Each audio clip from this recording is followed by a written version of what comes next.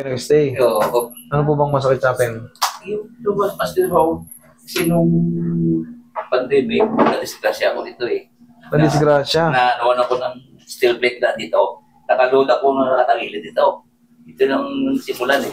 Nakapababa kayong baga Oo, yan. Nalaglagan pa kayo ng steel plate. Oo, dito. Pero tayo naman nung na mag-ano to eh. Mamamaga yan. Mapipilipit kasi mababagsak ang papapag ano. Dito, Ngayon, simulan hindi kayo nagpa-x-ray. X-ray okay, wala naman. Tignan ko. Diba? Wala namin.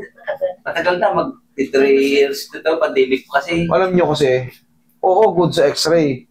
Kayo pa rin ang tatanungin yan kung good kayo. Kung hindi kayo nasasaktan. Ibig sabihin nun na umusog yun. Kasi kung good naman, hindi na kayo abot dito. O sabihin, good sa papel. Pero ako, Doc, Master, talagang may pain dito, hindi ko madiin pag ginaganyan ko. May masakit to. Pag konting ganun ko, parang uncomfortable ako, parang hindi na ganun kalakas. Bumabalik-balik ba? Pag matagal ako nakatayo, hindi ko na mag-bed dito. Matagal ako opo, hindi naman ako makatayo. Parang nangangapal, paano namamanhid? Oo, dito. Sige, kung bali may issues mo, higa ka. Tingnan natin. Kung ano ba nangyari. Kaso matagal na, wala na yung files nila eh. Wala na tayong magawa. Checkin ko ngayon. Tapos, nung pinakita ko dito sa doktor, sabi, sciatica. Gamot lang binibigay. Tapos, sciatica? Parang negative ka sa sciatica. Tuhod, pinanggalingan eh. Pag malakang inihinda mo, possible. Pero pag tuhod galing, paano magiging sciatica? Ang sciatic nerve nasa ano? Sige, ako na ang bahala. Total, tiwala kayo sa akin. Saan kayo banda sa Iloilo? City mismo. Sa city mismo? Mandurriao. Mandurriao. Okay. Iloilo. Kasi yung kaliwa ko, okay naman eh. Kaya nga eh. Ito lang, pabalik-balik na lang. Sige. Palalayasin na natin para hindi na bumalik tong ano na to. Lambutan mo lang. Tignan ko kung hanggang saan yung sabihin mo lang pag masasaktan ka. Kaya pa? Kaya. Yan. Kaya. Yan. Kaya. Okay. Medyo nagkaroon lang ng mga lumalagitik-lagitik, ano? Ano? Possible na ang i-consider yan pag maraming tumutunog, osteoarthritis.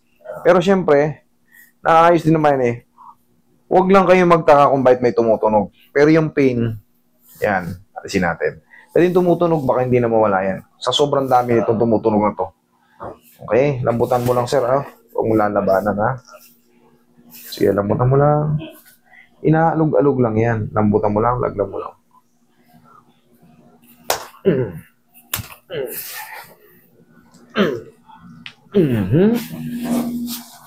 One more. Lambutan mo lang. Okay, Magic Pau. Ito, malapit sa inyo to eh. Saan ba to? Bacolod City. Bacolod, mga Ilonggo rin tong Bacolod eh. Yan, yung pagawaan ng ano, yung factory ng Pau natin, Philippine made yan, from Bacolod City, Barangay Alihis. Yan, dyan ginagawa ang Pau. Pao na yun. Yan, marami yan dyan sa inyong Pau kasi taga Ilonggo ang may-ari nito siguro, taga Bacolod eh. Ang pera sa amo, ginapala, ginapiko. Kasama ko sa Udig eh. Palabiro eh. Ginapala, ginapiko ang kwarta sa kanila eh.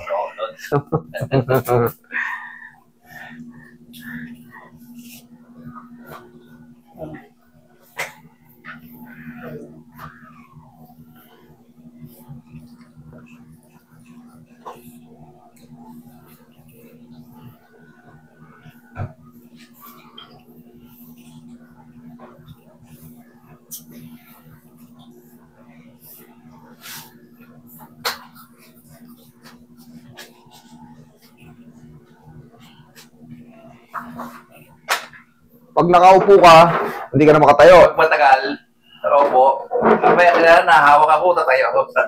Hindi yung mga diretso ka, agad tayo ba? Wala yan sa balakang. Discompression.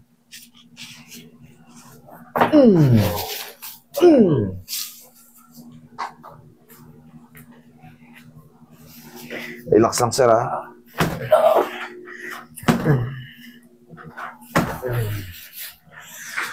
Pitikin na rin natin yung kabila. Yan sa inyo, osteoarthritis yan, nararamdaman ko kasi. Mga sumasabit-sabit. Pero yan, mas madali pa yan. Mas madali pang ayusin to.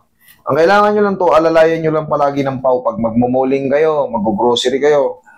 Kaya lambutan mo na yung tuhod mo, sir. Yan. Haplusan nyo lang ng pau yan. Mawawala yung ngalay-ngalay yan.